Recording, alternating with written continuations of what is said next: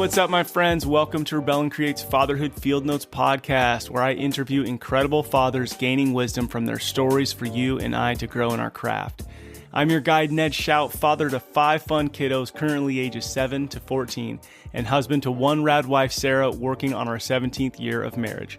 So yeah, I am in the thick of it, the adventure of fatherhood. I'm working daily to rebel against the low expectations for fathers and create a world where fatherhood matters. You and I have the greatest opportunity to impact our world for good through the way we embrace our fatherhood role. I believe the role of the father is to serve, guide, provide, and protect, and have fun in the messiness of it all. I'm really excited for today's guest, Father Longenecker. I was given a book by him several years ago, and I have underlined it more than any other book. He is a Catholic priest, a father to 4, and a husband, which is quite unusual. I think he said there's only about 500 around the world Catholic priests that are fathers and husbands. So check out this incredible conversation around fatherhood. If you like it, make sure to share it. All right, welcome to Fatherhood Field Notes. I am very, very excited to be talking to Father Longenecker. How are you doing today, sir? I'm doing great. Good to talk to you. Oh, it's so good to talk to you. So how we were connected is a mentor of mine probably 4 years ago gave me a book that you had written called Listen, My Son. And as I was telling you before we started hitting record, is I've probably underlined this book more than any other book. It has shaped my view of fatherhood tremendously. So thank you for your work, and I'm excited to talk about this book with you. Well, as my wife would say, I'm pretty good on theory. In other words, don't assume that I've mastered all the things in that book that I thought were a good idea. But anyway, I did put them together there when my kids were little. And I'm glad it's been good for you. It's been incredible. So to help people get a little bit more understanding of you, I'd love for you to give us just a couple-minute bio of you are a Catholic priest, married with 4 kids. And so that right off the bat doesn't seem to be the typical situation. Yeah, it's really unusual. I was brought up in an evangelical Protestant home in Pennsylvania with a really godly, God-fearing family. Went to church, twice on Sundays and Wednesday nights, and really found the Lord and learned to love the Lord as a young child. Even at the age of 5, can remember accepting the Lord. And then I went to college and did a degree in speech and English, and then got the English bug and went over to England to study and to be a priest in the Church of England. And then there was a special provision that the Catholic Church put in place for married men who converted to the Catholic faith from Anglican, Episcopal, Lutheran, churches like that. And the Pope would give us special permission to be ordained as Catholic priests, even though we have wives and children. So I was ordained in 2006 as a Catholic priest. And my kids at that age were like 8th grade, 6th grade, 4th and 2nd grade, something like that. They were still school-age kids. And so I'm one of probably, we think there's about 500 men in my situation around the world. Wow. So not unique. Literally. Interesting. When you look at the size of the Catholic Church, really not very many at all. Yeah. How many years have you been married? I guess we've been married almost 30 years now. Yeah. Wow. And how old are your kids? They're now college age. Okay. The youngest is just finishing college. Nice. So they're all in their 20s. Okay. So this podcast is called Fatherhood Field Notes. And what we're going to do is we're going to open up some of your field notes and open up and discuss the book and Saint Benedict and learn a little bit more about him. Now, the mantra behind it is rebel and create. And the idea with this is there's so many things that we could rebel against. I believe that we are warriors, we are fighters, and that we are made to rebel, but not just for the sake of being destructive, but to then create something out of that. So what's something that you are rebelling against, and what do you hope to create out of that, whether it be something someone might say small or large? This is one of the reasons I'm so excited to still be a Christian is, and to be honest with you, to be a Catholic, because I sometimes joke and say, being a Catholic is one way that you can be subversive and part of the establishment at the same time. And because the Christian faith, someone has said, is only good news when it's subversive.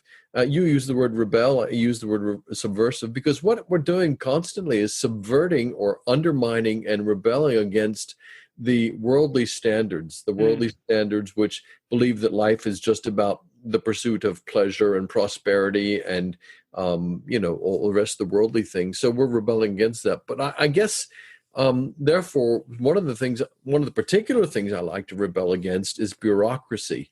The kind of weighty worldliness of a world that's run by all these boring, safe people, people who are running insurance companies and finance companies and bureaucracies and HR departments and all this. Everybody's trying to be so safe all the time, Right. and never limit their risk and all the rest of it. And that just drives me crazy because,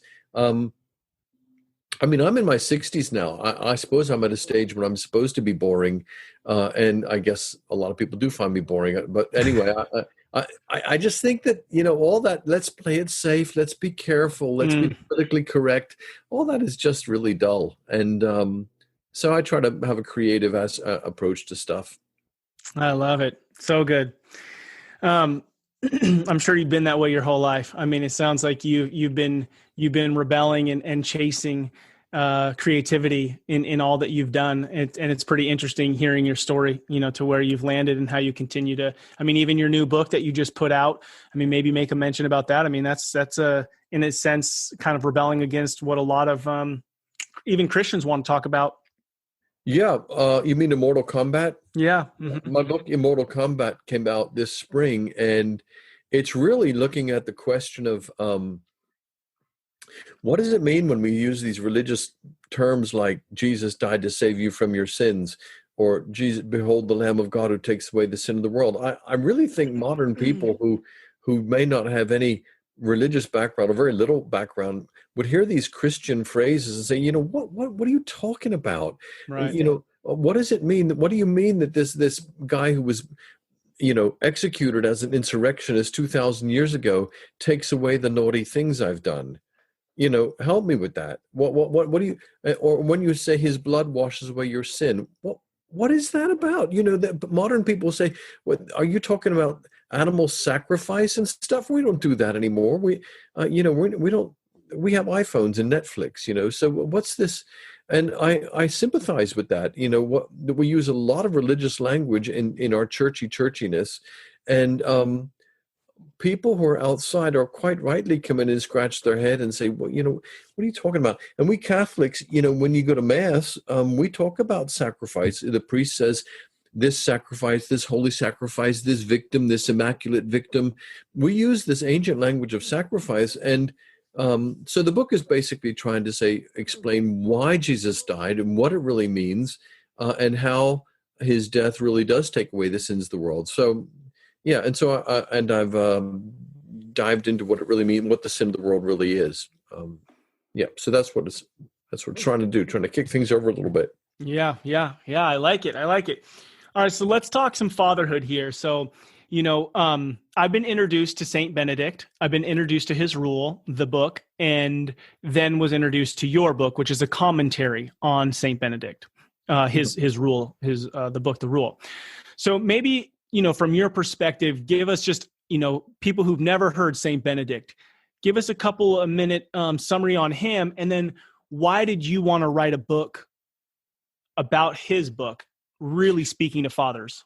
Yeah, Benedict is at a very interesting time in history. He's right at the cusp between the 5th and the 6th century. So he's born in 480 AD, and he's at the end of the 5th century into the 6th century. And at this point, the whole Roman Empire was crumbling. The barbarians were invading from the north and from the east. And the great Roman Empire was just collapsing into anarchy, into crime, into lawlessness, lust, corruption of all kinds. And Benedict goes out into the country, and he forms these little core communities of Christians, living simple lives of prayer and work and study. And he just goes and does what he can with what he has. He realizes that the city, the civilization is crumbling around him, and he builds these little core communities. And This speaks to our time, because I think a lot of people feel also that Western civilization, we're trying so hard to patch it up and keep it together, but it seems to be pretty, like a Titanic has just hit the iceberg. And, things are pretty rocky for a lot of people. So Benedict speaks to this, and but this is the cool thing, these core communities that he formed, and I'm convinced that he was just doing what he could with what he had where he was. He did not envision what would happen. These core communities then over the next 1,000 years become the cornerstone for Western civilization. And almost all the stuff we take for granted in the modern world traces its roots back to what the Benedictine monks did over a 500-year period. That's why he's called the patron of Europe. Benedict is called the patron of Europe. So stuff like musical notation, you take it for granted that you can have a music written down with notes and the score and everything. That was started by the monks. The judicial systems, the university systems, the study of science, the study of law, the libraries and the classification of books. You go on and on and on of all this great stuff they did, but he just did it from these simple communities that he started. So unique. It's so amazing. And then we're still talking about it now. Yeah. So when did you decide that you wanted to write a commentary on this rule? So that's who Benedict was. So then he had kind of put his way of life into a small book called The Rule. And that has been passed down, and they've used that in monasteries to understand the way of the monk. You decided to take that and write a commentary on it for fathers to really, are you saying that the father should live like a monk, or the father should live like the head of a monastery, which would be an abbot, correct? Yeah, and the word abbot comes from Abba, father. Okay, we know this from the Gospels. Jesus calls his father Abba, and Abba, father, was the ancient word for father, which with the Greek word for father, which then goes back to the term abbot. Who's the head of an abbey, which is another name for a Benedictine monastery. Well, I got into this because when I was studying at Oxford, a friend wrote and said, maybe I'd like to visit a Benedictine monastery. And remember, I'm coming from an evangelical American background. So right. The Catholic monastery was like, whoa, I don't know about this. And, but again, I'm always trying something new. So I went and loved it and loved this life of study and prayer and work and simplicity. And so I began to visit Benedictine monasteries. In 1987, I did a hitchhiking pilgrimage and hitchhiked from England to Jerusalem and stayed in monasteries all across France and Italy and really got into the Benedictine monastery life. And then when I was married, I realized that actually a lot of the stuff, the rules and the wisdom for living together in a monastery helps to illuminate the role of the father in the home. Incredible. Yeah. So I applied Benedict's rules and ideas to the home, which some people call the domestic church. Yeah, so I'd like to get into a few things. Like I told you, I've underlined more in this book, but the way that you set this commentary up is that you broke down the rule into being able to read through it 3 times a year with, a kind of a devotion to it, that you take some of the rule, you put some of your notes onto it, and you could read it 3 times through the year, right? Yeah, I didn't break it down that way. In fact, if you go to a Benedictine monastery or convent, the monks and the nuns every day read a portion from the rule, usually at supper time.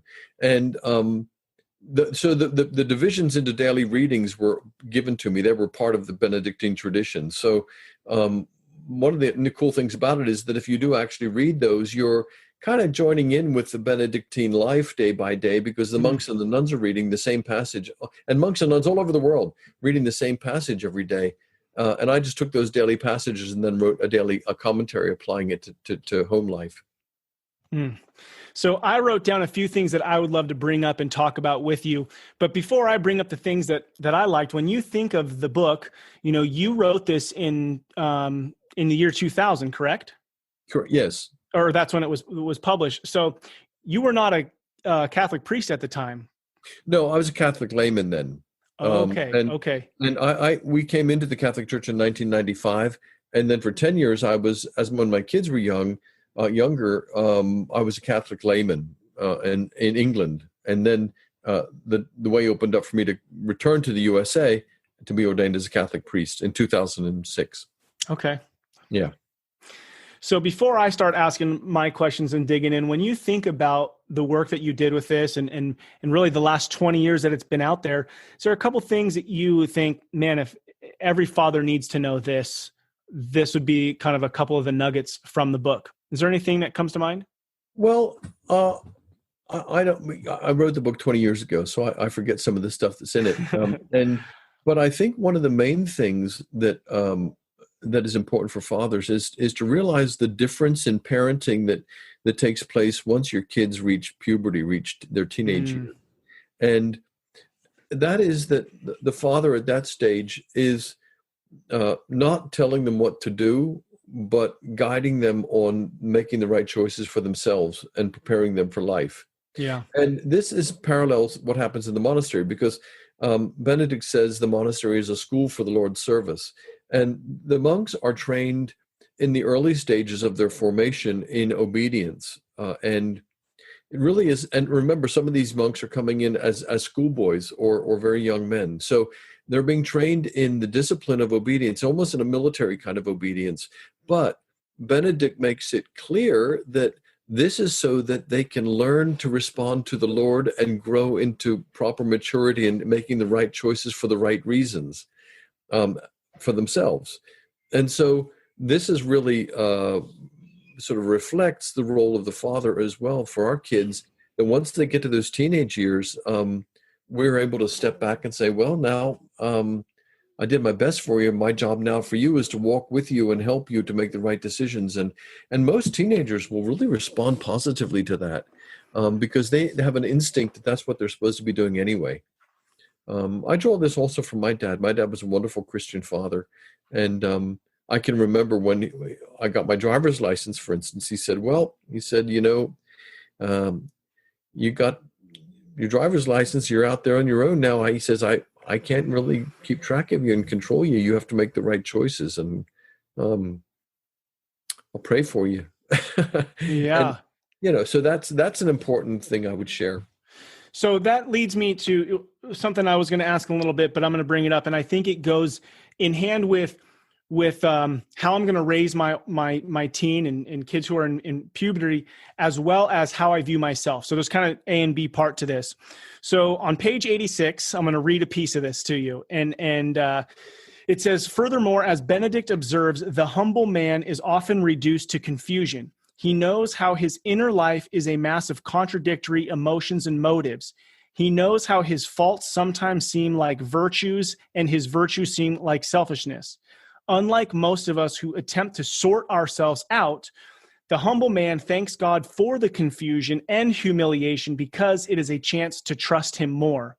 So the reason I bring it up and why this was such a powerful piece to me, one, I want to talk about it as a man, but first, to teach our kids that they don't have to have it all figured out, right? That you showed them a way and then you're sending them off, and they are going to take what they learned from you, but they're also going to go live a life where they're constantly learning.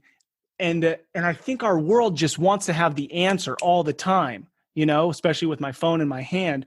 So I just love this because it's okay not to have all the answers. So maybe you can give your opinion on this piece. Yeah, I'm really big on the idea that the spiritual life is a journey, and you're out there, and you give your kids a map, but you say, go on, you go on the journey now, and you're going to make some wrong turnings, you're going to get confused, you're going to get mixed up, and that's okay. That I mean, a lot of the best learning is actually trial and error.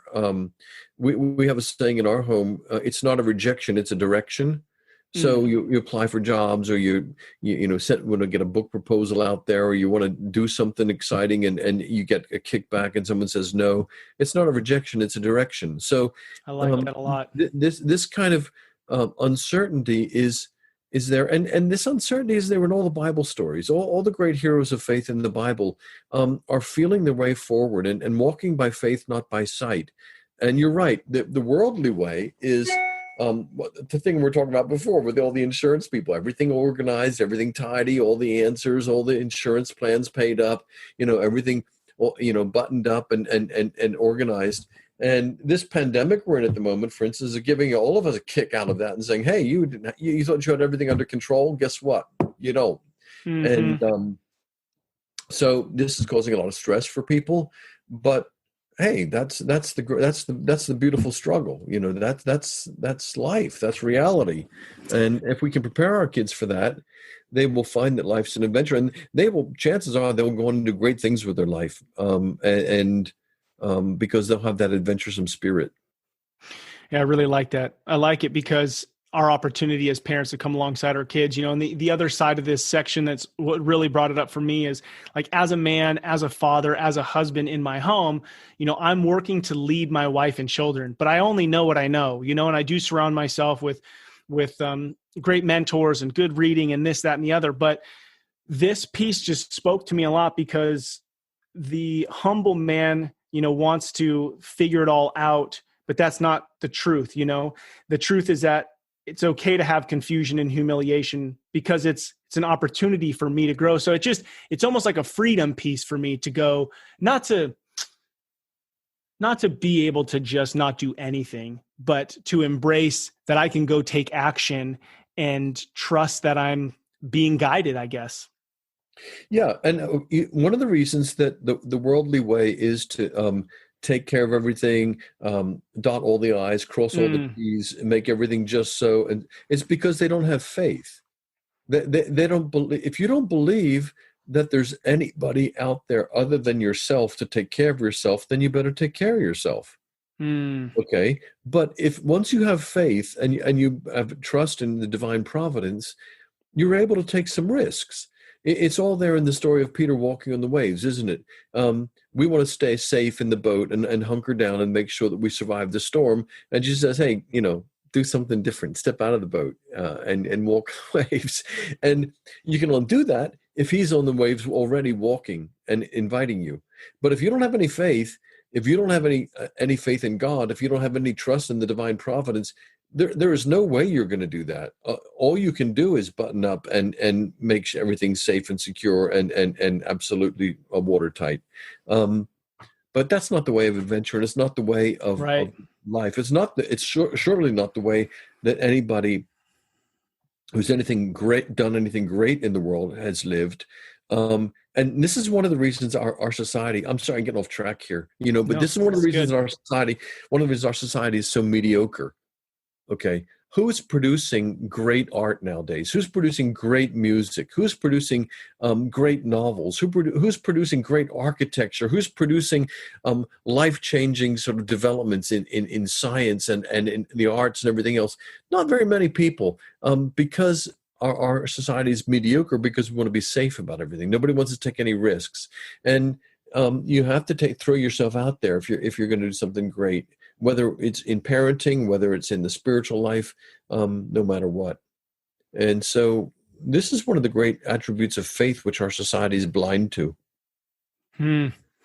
So now let's flip that on this next piece I want to ask you, because it is taking a risk, but so let me tell you. Okay, you say that a part of the monk's life is they're giving up the search, right? They're coming to a community and they're giving up the search. Now, for, I don't know, joy or happiness elsewhere, like always looking outside. So where I want to bring this to is, it is a risk. If I want to be a man and marry a woman and have children and commit my life here, I'm giving up the search for adventure outside of this.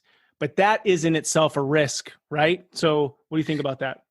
Yeah, one of the Benedictine monks take 3 vows. The vows are the vows of obedience, stability, and conversion of life.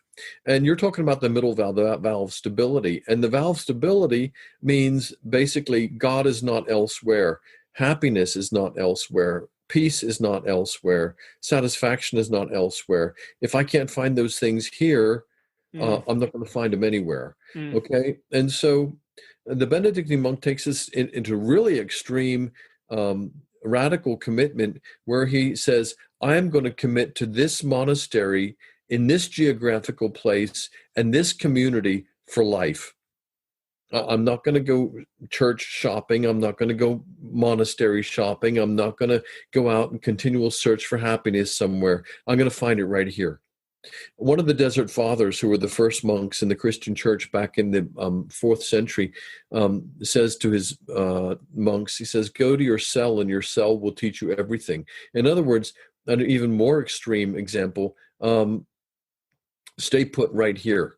And find God right here, because if you don't find him here, you won't find him anywhere. So that's the vow of stability, and it applies to our marriages and our family life.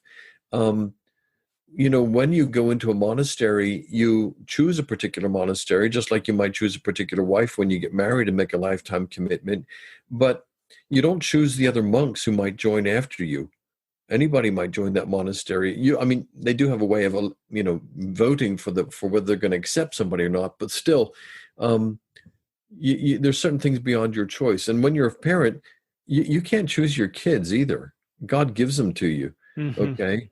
If you have natural born children, the beautiful blend of you and your wife, but still, they're unique individuals that you didn't put them together yourself and devise them. So they don't get to choose you, and you don't get to choose them. And there's a beauty in that, because that's who you've been given to work with, and that's where you will find your salvation and your happiness, even though it might be a great struggle for a lot of people. And our society, again, doesn't like that at all. Quickie divorce. As a pastor, I see so many tragic cases where something will go wrong in the marriage, and they immediately run for the exit door, Yeah. And I'm saying, oh, hang on. No.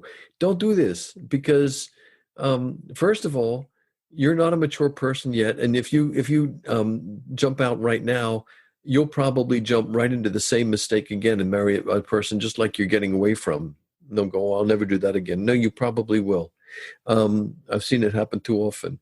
And very often also, when people are ready to go for the exit door, I want to say to them, look, I know I've been here before. I'm older than you.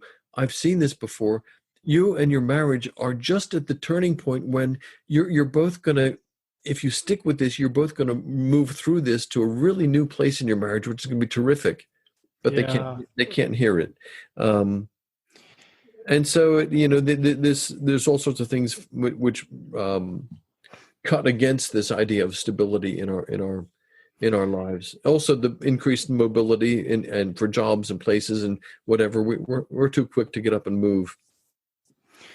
I just love the statement, though, and I just think if us men could have that idea, that if I'm not going to find happiness and joy anywhere else unless I can find it here. If we had that mindset in our homes, our world would look different. I mean, the stability and the need we have for stability and leadership in our world, in our country right now, it starts in our homes. We all want to blame somebody else. But really, if we were to, for the next 100 years, have that be the one thing we focused on in our homes, guaranteed our nation will look different 100 years from now. I know. And one of the big faults in American society is this. It's in the Constitution or the Declaration of Independence, whatever it is, was the right for life, liberty, and the pursuit of happiness. Now, the pursuit of happiness is okay, but we assume that it's a right to have happiness, and that and because of that, we feel that it's something which is owed to us, and therefore, if we're unhappy, it must be somebody's fault. Right? Because if we're owed happiness and we're not happy, it means somebody didn't give us our happiness.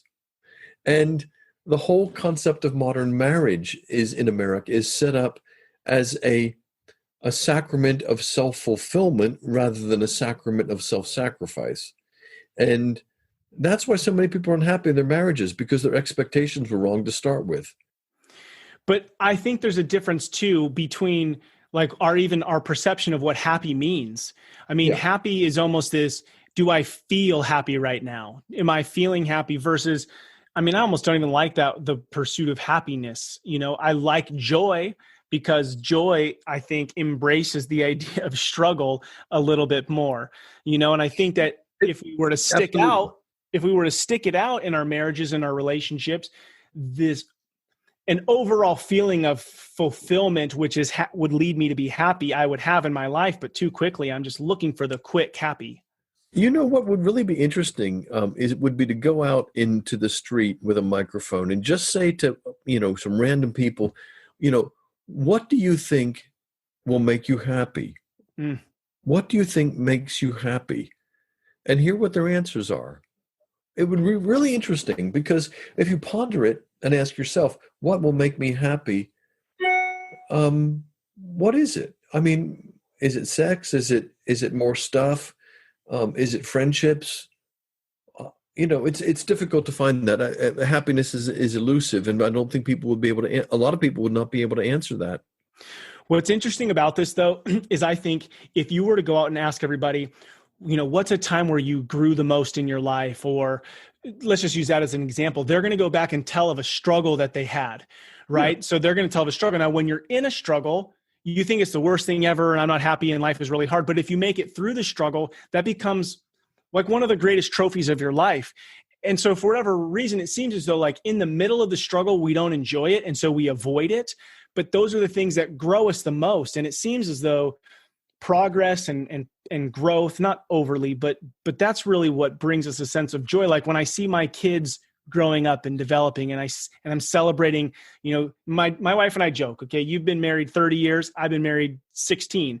We say, oh man, we were such kids when we first got married. We hardly knew each other. And now you and your wife could probably say, remember when we celebrated our 15th wedding anniversary? We thought we knew everything. It's fun because I'm in that place, but I hope to be at the 30 and the 50 and the 70, So it's just interesting because I do think that the struggle of family life, home life, and just the messiness of life really can bring us that sense of joy that we all deep down want. Well, it can, but the thing about marriage is that, of course, this is the one thing in life which does depend on two people actually deciding to go on this journey together. And one of the biggest frustrations in trying to help people who are in difficult marriages is when one of the partners simply isn't on the same page, doesn't want to go in that journey, because it's a journey of self actualization. It's a journey of finding who God has really created us to be. And if one of the partners does no time for that and doesn't want to do that, even if they're very nice people and then they're not horrible, it ain't going to work. Right. You really have to be committed to a person who's going to be sharing that greater goal for each of you as individuals. Yeah, that's tough because, sometimes I could easily fall and say, well, that divorce probably had a way out, and maybe it did, but both people have to want to put the work into it. Yeah, definitely. And the biggest disasters are when you have one person who says, I really want to make this work. I don't want him to leave me. And he's basically saying, I'm done with this. Yeah. I'm out of here. Nothing you can do about it. And there is nothing they can do about it at that stage. Right. So continuing on with stability, you say one of the greatest gifts that you can give your children is stability. Now we've been talking about it and have talked about stability, kind of humanity. But when you think about inside your home, creating stability for your children, what does that look like? I think, children are like little plants, and they need to put down deep roots, and stability are deep roots. And if they're pulled up too young, they're going to wither and die. And so that stability, in the early years, I think it does have a practical application of trying not to move too frequently. You hear about these kids and adults who say, yeah, we moved 17 times in 18 years. It was terrible. So I think geographically staying put as much as you can, and maybe sometimes even for the guy or the main breadwinner, whoever it is, to say, look, I'm not going to take this promotion. It means moving across the country. Okay. But deeper than that is the reassurance to say to our children in those tender moments, even when they're getting older, is just to say things like, you know what, I'm always here for you. No matter what, I am always here for you. Now, I used to say that to my kids, And I would say things like, sometimes daddy's going to go away. I have to travel, but I'm always going to come back. Just stuff like that. I mean, it sounds really ordinary and maybe a little bit sentimental, but what dad says is really authoritative for little ones. And to be able to say that gives them a great sense of security. The other thing which I think gives a great sense of security is for them to see affection between mother and father. And people say, oh, I really did a terrible thing. My husband fought in front of the children. I'll say, no, that doesn't matter. What matters is if they see you make up in front of the children. That way, they learn that life has struggles and quarrels. They learn that people fight. They learn that there's friction in relationships, but they also learn forgiveness and reconciliation. And therefore, this is a very important lesson of stability, that it's okay if there's fights and quarrels, within reason, of course. Right. But the most important thing is then for them to see that there's such a thing as reconciliation and forgiveness, because then they're learning much deeper lessons about stability, that you can make it work, that you can forgive one another, that you can laugh at one another, you can pick it up and keep going. Yeah, I think that is so critical. It's something that we have tried to do in our own home, within reason, is to let the kids see that, because I don't want them to one day, be in a relationship and think, oh my goodness, my parents never argued because we always did it behind closed doors. And so they just never knew that life is actually messy. Yeah, I think the kids can see it. And if in the middle of a fight also, if they can see that maybe it gets really sort of heated and somebody throws something or slams a door or yells or whatever else, the kids will get upset. Okay, and the kids will get sort of worried about it. And why are they worried? They're worried because it's this question of instability. They're worried that dad's going to walk out and leave for good. They're worried that they've heard about divorce. They've heard about parents breaking up. They've heard about these things in life, and that scares them. And that's why it's important for even before the reconciliation and them seeing you make up is for one of the parents who's perhaps more calm to say to the kids, we'll get through this. We'll make it up. You wait and see. She's going to come back and give me a big hug in 5 minutes or whatever else. Yeah. And that helps to build stability. So I think that we avoid conflict a lot. And so I think sometimes, especially men, will become very passive. And so they won't have conflict in their marriage or in their home, and they'll be passive, and then that just leads to one day they just are like done. And so they leave because they never spoke up. So how do we embrace conflict? I mean, we've kind of talked about it in a roundabout way, but conflict is not a bad thing. Why have we made it a bad thing?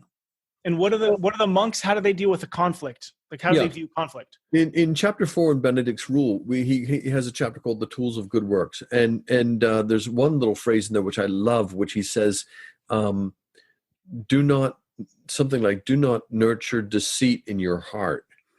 And then a few lines later, he says, "Speak with your mouth the truth that is in your heart." So that means two things. First of all, we avoid conflict and we're carrying deceit in our heart because we're not really speaking the truth. And to be able to speak the truth early usually is the best way to avoid the conflict. The reason that it gets heated is because we have avoided the conflict. Okay, so for instance, let's take a silly sort of example. Maybe your wife spends too much money on stupid stuff, and you overlook it, and you overlook it, and you overlook it. And then finally the credit card bill is way too high, and you blow your top and say, what is this, buying all this crap, And then there's a big explosion. Much better early on to say, look, I'm worried about this. And the other thing from monastic life is they have a chapter meeting every week. Now, the chapter is basically all the monks gathering together. So family powwows and family talks are not a bad idea. Once a month, once a week. Okay, we're going to have a powwow. We're going to talk about stuff. Who wants to air any grievance? I like that question. So, who wants to air any grievance? That's a good opportunity to give them the space to say something, because we've been doing family meetings. Sorry, one other detail about that from the rule is Benedict says that the younger monks should be obedient to the older monks, But he also says, but you should also always listen to the youngest monk, because it is through his voice that the Lord will often speak. So in a family meeting, you really are listening to the little ones too, which is kind of sweet. Yeah. Yeah. I mean, it's easy when your life feels so full, because we fill our plate so full, to discredit or to quiet them down possibly. But their view of the world and their view of what's happening shouldn't be neglected, because it's very sincere and pure a lot of times, Yeah. because they're not having the same worries that we might be having. It's so good. So on that same kind of path then, so we talked about stability, and it's a very great gift to give to our kids. You talk about teaching our kids the value of commitment, which is similar to stability in a sense, but the value of commitment, and then tie it into commitment and community, come from the same root word. Yeah, it means to be with.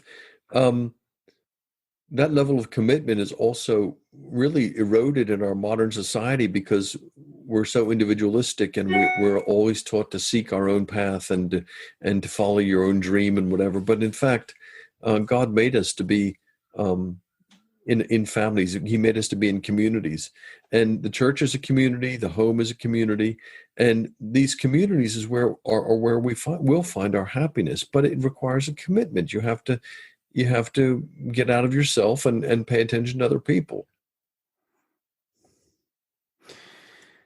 It requires us to stop looking at our own happiness and at our own desires. But on the other side of that sense of fulfillment that we're all really searching for, we would find, yeah? Yeah, absolutely. And if you ask older people, when were you happiest? What's that one saying where someone said, "What you're on his deathbed? What would you do different?" And he sort of said, "I'd spend more time with my kids," which is sad, but sweet, especially when they're young. They're not young for very long, and it goes pretty fast. Yeah, and you can have some really precious, nice, sweet times with them, and that's when you're at your happiest, is when you're giving of yourself to them. Why do we tend to not do that? Because we're sinners, and we're attracted to the stuff that's going to make us. We're attracted to the superficial, the sweetness of the cotton candy, the superficial pleasures, and it takes some effort to do something good in the world. And we're lazy. Yeah, it takes some effort to do something good in the world. I think a lot of times, and I'll say this for myself, like I got caught up so much in that thing I wanted to do in the world was outside of my home, and not realizing the enormous opportunity to do something great in the world can happen right inside of my house. Yeah. And remembering that what's the one thing that you're going to take into eternity with you? It's other people. Yeah. All the other stuff is you're not going to take with you. You're going to go out of this world naked as you came into this world. And the only other things from this world that you're going to see on the other side are other people. So why not invest in them?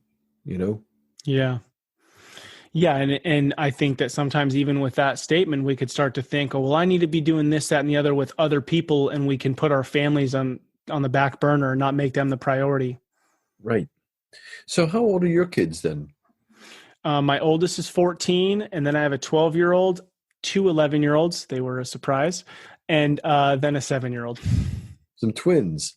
Twins, yep. And we had a 3-year-old and a 4-month-old when we found out. Oh, a 2-year-old and a 4-month-old when we found out we were pregnant with twins.